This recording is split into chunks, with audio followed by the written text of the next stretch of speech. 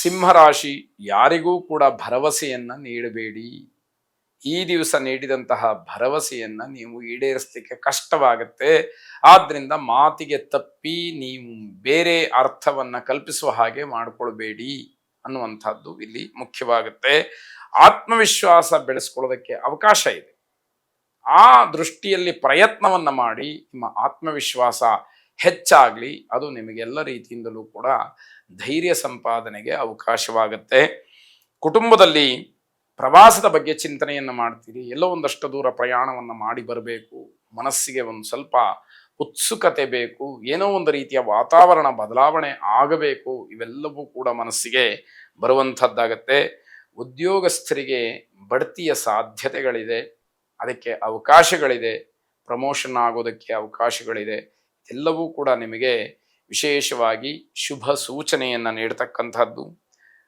ಒಡ ಹುಟ್ಟಿದವರನ್ನೊಡನೆ ಘರ್ಷಣೆಯಾಗತ್ತೆ, ಅಶಾಂತಿಗೆ ಕಾರಣವಾಗುತ್ತೆ. ನಿಮ್ಮ ಜೊತೆಯಲ್ಲೇ ಅಣ್ಣ ತಮ್ಮಂದರು, ಅಕ್ಕ ತಂಗಿಯರು ಅಥವಾ ಬಂಧುಗಳು ನಿಮ್ಮ ಜೊತೆಯಲ್ಲೇ ಇರ್ತಕ್ಕಂಥವ್ರು, ಅವರ ಜೊತೆಯಲ್ಲಿ ಗಲಾಟೆಗೆ ಅವಕಾಶಗಳಿದೆ. ಅದು ಏನೋ ಒಂದು ರೀತಿಯ ಅಶಾಂತಿಯ ವಾತಾವರಣವನ್ನ ತಂದಿಟ್ಟು ಬಿಡುತ್ತೆ. ಶಾಂತಿ, ನೆಮ್ಮದಿ ಅಂತಕ್ಕಂಥದ್ದು ದೂರವಾಗತ್ತೆ. ಪ್ರೇಮಿಗಳಿಗೆ ಶುಭವಾಗ್ತಕ್ಕಂಥದ್ದು. ನರಸಿಂಹನನ್ನ ಪ್ರಾರ್ಥನೆ ಮಾಡಿ. ಅಂತಹ ನರಸಿಂಹ ಈ ರೀತಿಯ ಉದ್ವಿಗ್ನತೆಯನ್ನ ದೂರ ಮಾಡಿ ನಿಮ್ಮ ಮನಸ್ಸಿಗೆ ಶಾಂತಿಯನ್ನ ತಂದುಕೊಡ್ಲಿ. ಶುಭವಾದ ಕನ್ಯಾ ರಾಶಿ, ನಿಮ್ಮ ಸ್ವಭಾವದಿಂದ, ಮಾತಿನಿಂದ ಬೇರೆಯವರನ್ನ ನಿಮ್ಮತ್ತ ಆಕರ್ಷಣೆ ಮಾಡ್ಕೊಳ್ತೀರಿ. ಆದರೆ ಅಲ್ಲಿ ಉದ್ದೇಶ ಒಳ್ಳೆಯದಾಗಿರಬೇಕು. ನಿಮ್ಮ ಕುಹಕ ಬುದ್ಧಿಯೋ ಅಥವಾ ನೀವು ಯಾವುದೋ ಒಂದು ವಿಷಯವನ್ನ ಹಿಂದಿಟ್ಟುಕೊಂಡು ದುರುದ್ದೇಶದಿಂದ ಮಾಡ್ತಕ್ಕಂತಹ ಕೆಲಸವಾದರೆ ಅವಮಾನಕ್ಕೆ ಕಾರಣವಾಗುತ್ತೆ. ಜಾಗ್ರತೆಯನ್ನ ವಹಿಸಬೇಕಾದಂಥದ್ದು. ಮಾತಿನಿಂದ ಅವಮಾನವಾಗಬಹುದು ಅಥವಾ ನೀವು ಅವಮಾನ ಮಾಡಬಹುದು. ನಿಮಗೇ ಅವಮಾನ ಆದರೆ ಅಚ್ಚರಿ ಪಡಬೇಕಾದ್ದಿಲ್ಲ, ಅಥವಾ ನೀವು ಯಾರಿಗಾದ್ರೂ ಬೇರೆಯವರಿಗೆ ಅವಮಾನ ಮಾಡಿದರೆ ಅದನ್ನೂ ಕೂಡ ಆಶ್ಚರ್ಯ ಪಡಬೇಕಾದಂಥದ್ದು ಇರುವುದಿಲ್ಲ. ಇದು ನಡೆಯುವಂತಹ ಸಾಧ್ಯತೆಗಳು ಹೆಚ್ಚಾಗಿರುತ್ತೆ. ಕುಟುಂಬದ ಸಂಬಂಧಗಳು ಚೆನ್ನಾಗಿರೋದಿಲ್ಲ. ಯಾರ ಜೊತೆಯಲ್ಲೂ ಕೂಡ ಕೌಟುಂಬಿಕವಾಗಿ, ಸಾಂಸಾರಿಕವಾಗಿ ನೀವು ಚೆನ್ನಾಗಿಲ್ಲ ಅನ್ನುವಂಥದ್ದು ಮತ್ತೆ ಮತ್ತೆ ಸ್ಪಷ್ಟವಾಗ್ತಾ ಇದೆ. ವಿದ್ಯಾರ್ಥಿಗಳಿಗೆ ತುಂಬ ಕಷ್ಟದ ದಿವಸ. ತಮ್ಮ ವಿದ್ಯಾಕ್ಷೇತ್ರದಲ್ಲಿ ಮಾಡಬೇಕಾದಂತಹ ಸಾಧನೆಗೆ ಪ್ರತಿ ಹೆಜ್ಜೆ ಹೆಜ್ಜೆಗೂ ಕೂಡ ಅಡ್ಡಿಗಳು ಆಗ್ತಾ ಇರತಕ್ಕಂಥದ್ದು, ಅದು ಹಾಗೇ ಮುಂದುವರಿತಾ ಇರತಕ್ಕಂಥದ್ದು. ಮನಸ್ಸಿನ ಮೇಲೆ ಇದು ದುಷ್ಪರಿಣಾಮವನ್ನು ಬೀರುವ ಹಾಗೆ ಆಗತ್ತೆ. ಮಕ್ಕಳ ಚಟುವಟಿಕೆ, ಸ್ವಭಾವ ಬೇಸರವನ್ನು ತರುತ್ತೆ.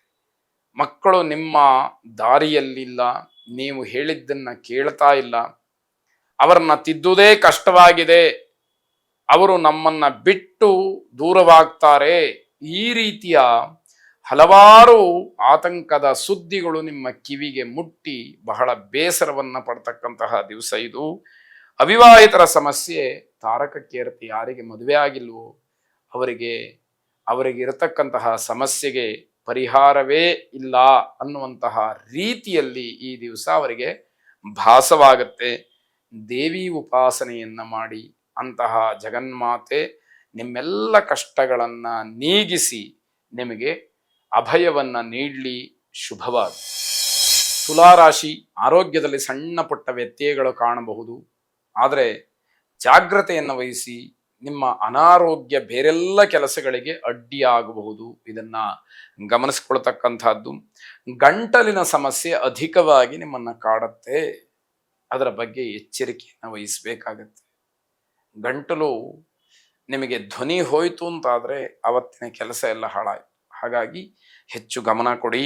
ಜೊತೆಗೆ ನವವಿವಾಹಿತರಿಗೆ ಶುಭ ಸುದ್ದಿ. ಹೊಸದಾಗಿ ಮದುವೆಯನ್ನು ಮಾಡಿಕೊಂಡಿರ್ತಕ್ಕಂಥವ್ರಿಗೆ ವಿಶೇಷವಾಗಿ ಯಾವುದೋ ರೀತಿಯ ಅನುಕೂಲತೆಗಳು ಆಗತಕ್ಕಂತಹ ಮಾತು, ದೊಡ್ಡವರಿಂದ ಉತ್ತಮವಾದಂತಹ ಸಂದೇಶ, ಮಾರ್ಗದರ್ಶನ, ಅವರ ಮನಸ್ತೃಪ್ತಿಯಾಗುವಂತಹ ರೀತಿಯ ಎಲ್ಲ ಬದಲಾವಣೆಗಳು ಅವರಿಗೆ ಸಮಾಧಾನವನ್ನು ಕೊಡ್ತಕ್ಕಂತಹದ್ದು. ಪ್ರಜ್ಞಾವಂತರ ಸಹವಾಸದಿಂದ ಲಾಭ ಇದೆ. ಯಾಕೆ ಅಂತಂದರೆ ಅವರ ತಿಳುವಳಿಕೆ ನಿಮಗೆ ಒಂದಷ್ಟು ಪ್ರಸಾರವಾದರೆ, ನಿಮಗೆ ಸಿಕ್ಕಿದರೆ, ನೀವು ಕೂಡ ಸಮಾಜದಲ್ಲಿ ಉನ್ನತವಾದಂತಹ ಸ್ಥಾನಮಾನಕ್ಕೆ ಏರುವುದರಲ್ಲಿ ಯಾವ ಸಂದೇಹಗಳು ಕೂಡ ಇರುವುದಿಲ್ಲ. ಸ್ನೇಹಿತರ ಜೊತೆಯಲ್ಲಿ ಉತ್ತಮವಾದಂತಹ ಬಾಂಧವ್ಯವನ್ನು ಹೊಂದಿರ್ತೀರಿ. ಅದನ್ನು ಹಾಗೇ ಉಳಿಸ್ಕೊಳ್ಳೋದಕ್ಕೆ, ಬೆಳೆಸೋದಕ್ಕೆ, ಸಂರಕ್ಷಣೆ ಮಾಡೋದಕ್ಕೆ ನಿಮ್ಮ ಪ್ರಾಮಾಣಿಕವಾದಂತಹ ಪ್ರಯತ್ನ ಇರಲಿ. ಸ್ನೇಹಿತರು ಎಲ್ಲವುದಕ್ಕೂ ಕೂಡ ಆಗತಕ್ಕಂತಹ ವಿಶೇಷ ಚೇತನರು ಅಂತ ಹೇಳಬೇಕು. ಕೆಲಸಕ್ಕಾಗಿ ಜನರ ಹುಡುಕಾಟವನ್ನು ಮಾಡ್ತೀರಿ, ಅದು ವಿಫಲವಾಗುತ್ತೆ. ಅದು ಯಾವುದೂ ಕೂಡ ಕೈಗೂಡದೇ ಇರತಕ್ಕಂಥದ್ದು. ಸಾಲಿಗ್ರಾಮ ಮಹಾವಿಷ್ಣುವನ್ನ ಪ್ರಾರ್ಥನೆ ಮಾಡಿ ಶುಭವಾಗಿ. ವೃಶ್ಚಿಕ ರಾಶಿ, ಬಂಧುಗಳ ಮಧ್ಯದಲ್ಲಾಗಲಿ ಸ್ನೇಹಿತರ ಮಧ್ಯದಲ್ಲಾಗಲಿ ಯಾವುದೇ ರೀತಿಯ ಅನುಚಿತವಾದಂತಹ ವರ್ತನೆಯನ್ನ ಇಟ್ಟುಕೊಳ್ಬೇಡಿ. ಅದು ನಿಮ್ಮ ಅಗೌರವಕ್ಕೆ ಕಾರಣವಾಗುತ್ತೆ. ಇಲ್ಲಿಯವರೆಗೆ ಕಾಪಾಡ್ಕೊಂಡು ಬಂದಂತಹ ಗೌರವ ಒಂದೇ ಒಂದು ಕ್ಷಣದಲ್ಲಿ ತನ್ನ ನಿಜಸ್ವರೂಪವನ್ನ ಪಡ್ಕೊಳ್ತಕ್ಕಂಥದ್ದಾಗತ್ತೆ. ನಕಾರಾತ್ಮಕವಾದಂತಹ ಆಲೋಚನೆಗಳಿಂದ ದೂರ ಉಳ್ಕೊಂಡ್ಬಿಡಿ. ಯಾವಾಗ ನಾವು ಧನಾತ್ಮಕವಾಗಿ ಆಲೋಚನೆಯನ್ನು ಮಾಡ್ತೀವೋ ಒಂದಷ್ಟು ನಮ್ಮ ಪರವಾಗಿ ಕೆಲಸಗಳ ಆಗುತ್ತೆ ಅನ್ನುವಂತಹ ದೃಢವಾದ ನಂಬಿಕೆ ಗಟ್ಟಿಯಾಗ್ತಾ ಹೋಗುತ್ತೆ. ನಿಮ್ಮ ಕಾರ್ಯವೈಖರಿಯಿಂದ ನೀವು ಟೀಕೆಗೆ ಗುರಿಯಾಗ್ತೀರಿ. ನೀವು ಮಾಡ್ತಕ್ಕಂತಹ ಕೆಲಸದ ರೀತಿ ರಿವಾಜುಗಳು ಟೀಕೆಗೆ ಅವಕಾಶವಾಗತ್ತೆ. ಹಾಸ್ಯಾಸ್ಪದವಾಗಿ ನೀವು ನಡ್ಕೊಳ್ತೀರಿ, ಅದು ತಪ್ಪಾಗತ್ತೆ.